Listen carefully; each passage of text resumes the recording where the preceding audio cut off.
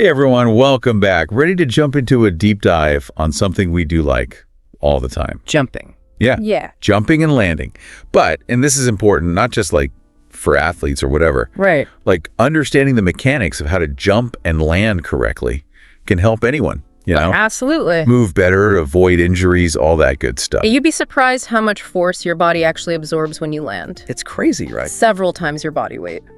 So we've got this awesome source that breaks it all down, and I'm kind of geeking out about it. Me too. I mean, it's something we often overlook, right? Totally. We think about strength training, flexibility, but like jumping. Yeah, seems so basic. Like, oh, I just jump, right? But there's so much more to it. There is.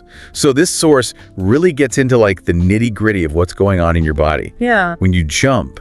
And it all starts with those powerhouse muscles. Absolutely. You know, your glutes, quads, calves. That's a team effort for sure. Oh, it's a total team effort. And we can't forget the core. Oh, core is like the MVP. It's the anchor, keeps everything stable. Yeah. And it's amazing how all these muscles have to work together in perfect harmony Yeah. to like actually propel you off the ground. But, you know, the thing that kind of freaked me out a little, What's that? when the source was talking about landing Oh, yeah. and like the amount of force that your joints have to absorb, Huge. Yeah. it can be several times your body weight. It's a powerful reminder that landing is where things can go wrong. Totally. If you're just like foot hitting the ground, Like a sack of potatoes. you're asking for trouble, you know? Yeah. So what's the alternative? Like, what should we be aiming for? Think of it like this. If you were to drop, I don't know, a delicate vase on a hard floor, Oh, no. it would shatter, right? But if you dropped it on a cushion, Oh, yeah. it'd be protected. Your body works kind of the same way. So we want to be more like a cushion than a vase. Exactly. Yeah. We want to be absorbing that force instead of like resisting it. Right. That's where good technique comes in. It's like learning to land softly like a cat. Okay, that makes sense. So how do we actually do that? Because the source lays out this really cool step-by-step guide. And I think it'd be awesome to kind of walk through it. Let's do it. Okay, so first up, the jump itself. Okay. Like the initial push-off. So before you even jump, right? Yeah. You're not just standing straight up. No, you're kind of crouched. Yeah, you're getting ready. Yeah, like you're about to spring. You're bending your knees, engaging your core. Right, and that's the loaded position, right? Exactly. Okay. But I've noticed, and maybe this is just me, but sometimes when I jump, Yeah.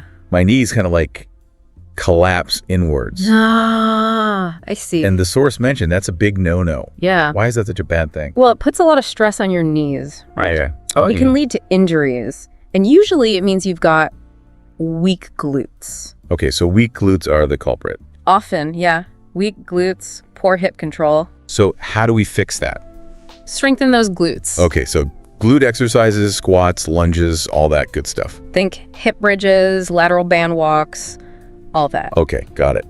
And then what about like that moment right before you take off? Yeah. Like, what should we be thinking about? Think about launching yourself upwards in a straight line. Okay. You want to be a coiled spring, right? Not a floppy noodle. No floppy noodles here. Keep your chest up, core braced, use that arm swing. Okay, so it's all about like that upward momentum. Yeah. Channel your inner superhero. Exactly. Okay, I can do that. So we've launched ourselves into the air. Right. We're feeling good. Now we've got to stick the landing. Yes. And this is where I think it gets tricky for a lot of I'll people. agree. Because it's like you're coming down Uh-huh. and there's that impact. Mm-hmm. So how do we land like a pro? Well, it's all about absorbing that impact. Right? Yeah. So bend those knees, Okay. hips as you land, keep your weight balanced, and make sure your knees track over your toes. Oh, yeah, that's a good one. Super important for knee health. No knee cave-ins. No knee cave-ins. So landing softly and with control. Exactly. Okay. I have to admit, I have totally landed stiff-legged before. Oh, yeah. Like, ouch. Yeah. And the source is like, don't do that. It's a big mistake. You Why know? is that so bad? It's basically like sending a shockwave through your legs, you know? Well, Straight up to your hips. not good. Recipe for sore joints. Okay, no more stiff landings for me. Yeah. But what about like how our feet hit the ground? Yeah. Because the source mentioned something about tripod foot, and I'm picturing like a foot with 3 toes. Uh-huh. Not quite. Okay. Think of it this way. You want your foot to form a stable base, Okay. like the legs of a tripod. Okay. So even pressure on your heel, your big toe, and your pinky toe, Okay. that gives you much more stability. We have to practice that. Yeah. It feels a little weird at first, but I can see how it would create like a more solid base. Totally. So we've talked about all these little things, right, that go into like a good jump and landing. Yeah. But how do we actually get better at it? Well, It feels a little overwhelming. Like, where do we even start? that's a great question. Yep. And that's what we'll get into next time. Ooh. Because the source has a whole list of exercises Nice. that can help you level up your jumps from basic to more challenging. Awesome. Yeah. I love a good training montage. I know, me too. Can't wait to hear about those. We'll get into it. Okay, awesome. So- we are back and ready to get into those exercises. Yes. That will have us, what was it? Jumping like gazelles. Jumping like gazelles, yeah. Ah. But before we do, I was really intrigued by something the source mentioned about like the mind-body connection Oh, yeah. when it comes to jumping. It's not just about the physical. Right. It's fascinating how much of a mental component there is to movement. Yeah. Like the source talked about something called proprioception. Yes. And I'm not going to lie, I had to Google that one. So what is that? It's basically your body's internal GPS system. Okay. So it's how you know where your limbs are in space without having to look at them. So like right now I can touch my nose Exactly. without looking. That's proprioception. Exactly. Your brain knows where your hand is, even though you can't see it. Okay. That makes sense. Yeah. But how does that relate to jumping? Well, when you're jumping, especially when you're focusing on doing it correctly, Yeah. you're making your brain pay attention to all these little details, right? Yeah. The bend in your knees, the angle of your feet, the engagement of your core. It's like a workout for your proprioceptive system. So it's like you're becoming more aware of like where your body is in space as you're jumping. Yeah, and the more you practice that, the better your proprioception gets. And that has benefits beyond just jumping. Oh, really? Yeah, balance, reducing your risk of falls, all that. It helps you become a better athlete in general. Interesting. Yeah, it's like moving with more awareness, control, grace, no matter what you're doing. Okay, so jumping can actually make us more coordinated in like all aspects of life. Essentially, yeah. Wow. But the source also talked about some other like unexpected benefits, Oh, yeah. like mood boosting, stress relief. Is that a real thing? Oh, absolutely. Jumping can actually trigger the release of endorphins. You know that Yeah. feeling after a good workout? Yeah, that like runner's high kind of thing. Exactly. That's endorphins at work. Interesting. So jumping for joy, it's more than just an expression. Wow. So we should all be jumping more often then. I mean, it can't hurt, right? Yeah. And it's not just endorphins, it can also help lower cortisol, which is the stress hormone. Oh. So if you're feeling stressed, a few minutes of jumping around can actually help you feel calmer. Wow. I'm going to have to try that next time I'm like, man, having a stressful day. Yeah. Just do some jumping jacks in my office. Exactly. See if anyone notices. But okay, so mood boost, stress relief, what else? Because I feel like there was more. There's actually some research showing that jumping exercises can improve cognitive function.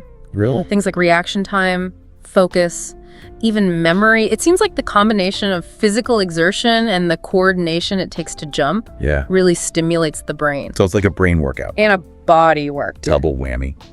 Okay, so we're convinced jumping is awesome, but how do we actually put this into practice? Well, the key is to start small and gradually build up. Okay. If you're new to jumping exercises, begin with simple movements. Jumping jacks, squat jumps, things like that. Okay. Focus on perfecting your form before you try anything too challenging. Right. And remember, even a few minutes here and there can make a big difference. So it's not about like going all out right away. Exactly. It's about consistency. Consistency and quality over quantity. Okay, that makes sense. But for those of us who are, a little more advanced, how can we level up our jumping game? That's where those more advanced exercises come in, things like box jumps, drop jumps, broad jumps. Oh, yeah. You can add those into your regular workouts or even create a separate jumping routine. Okay. But no matter what exercises you're doing, always keep those key principles in mind. Proper alignment, soft landings, engaging your core. So basically, it's not about how high you can jump. Exactly. It's about how well you can jump. Exactly. It's about developing that mind-body connection, being aware of how your body moves through space, Yeah. and using that awareness to move with more power, control, and grace. I love that. This is all so fascinating. It's like we've unlocked a secret code for better movement. I know, right? It's pretty cool. but I feel like there's still more to uncover. You're right. And that's where we'll pick up in our final segment. We're going to explore a really thought-provoking question that came up as we were digging into the source material. Ooh, I love a good cliffhanger. Something that might just change how you think about moving your body in every aspect of your life. Okay, I'm hooked. Can't wait to hear what that is. Okay, so we're back for the final part of our jumping and landing deep dive, and I am so ready for that thought-provoking question you mentioned. So remember how we've been talking about jumping as, its own separate thing? Right, like how to jump properly, all the benefits, all that. Exactly. But what if it's not just about jumping itself? Okay, I'm listening. What if, mastering these mechanics can actually make us better at all kinds of movement? That's interesting. The source didn't explicitly say that, but it makes sense. Right. Like if we're getting good at pushing off the ground, landing softly, being aware of our bodies in space, Yeah. wouldn't that naturally, carry over into how we walk, run, even dance? Exactly. Let's take walking as an example. Okay. Every step you take is essentially a mini jump and landing. Oh, yeah, you're right. You push off with one foot. There's a brief moment when both feet are off the ground, and then you land on the other foot. So if we're thinking about landing softly and absorbing that force, like you talked about with jumping, wouldn't that make our walking more efficient and less, jarring on our joints? Exactly. It's all about applying those same principles. And think about running. Okay, yeah. It's basically a series of controlled jumps, one after the other. Right. So if you can improve your jumping mechanics, Yeah. you're going to have a more powerful stride, better ground contact, and potentially even run faster. That makes sense. Okay, I'm with you on walking and running, but dancing, Yeah. that seems like a bit of a stretch. Think about all the moves in dance that involve jumping, leaping, even quick changes of direction. Okay. The ability to control your body in the air, land gracefully, transition smoothly between movements, it's essential. Well, it's like you're saying that by getting better at jumping and landing, we're not just improving one specific skill. We're upgrading our entire movement system. Exactly. It's like giving our bodies a software update for movement in general. I love that analogy, and that's what's so exciting about it, right? Good. It's not just about, jumping higher or farther. Yeah. It's about moving through the world with more, grace, power, control. Absolutely. So as we wrap up this deep dive, what's the one thing you want our listeners to remember? That's a good question. I think it's that we shouldn't underestimate the power of the basics. I agree. Jumping and landing might seem simple, but it's actually a fundamental human movement that can unlock a whole new level of physical ability and awareness. Couldn't have said it better myself. So to everyone listening out there, go out and play around, experiment with different ways of jumping and landing, pay attention to how it feels and see if you can notice the difference it makes in your other movements. And hey, maybe you'll even discover a hidden talent for dance along the way. But seriously, folks, keep exploring, keep learning, and keep diving deep. Until next time,